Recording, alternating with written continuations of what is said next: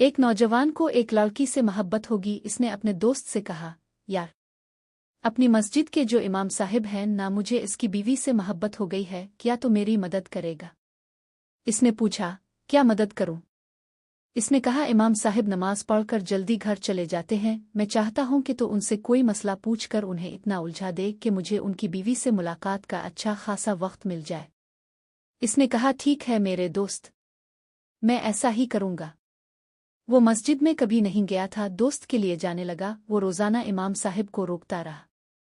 वो बेचारे भूले भाले इमाम साहिब रखते रहे और कई दिन इसके मसाइल के तफसीली जवाब देते रहे।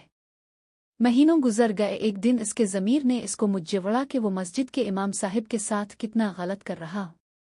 नदामत में डूबे हुए लहजे में इसने इमाम साहिब से कहा, हज़रत, मुझे मुआफ़ कर दीजिए। क्यों भाई, क्या हुआ? दरअसल मुझे मसला नहीं पूछना होता था, बल्कि मैं अपने दोस्त की मदद करता था। वो और आपकी बीवी एक दूसरे से मोहब्बत करते हैं। आप जल्दी घर चले जाते थे, इसीलिए इसे मौका नहीं मिलता था कि इससे मिले। इसकी मदद के लिए मैं आपको रोके रखता था। इमाम साहिब मुस्कराए लगे।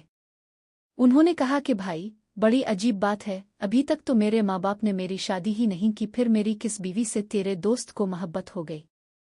ना मेरी कोई बहन है ना बीवी है।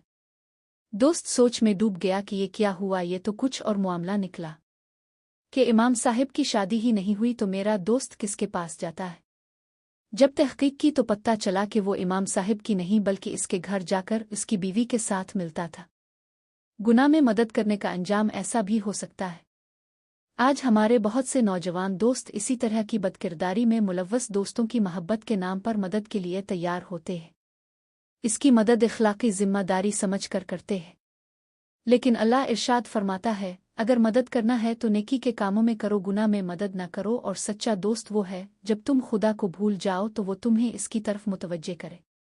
वरना याद रखो, दूसरों के लिए कुनवा खो दोगे तो खुद गिर जाओगे।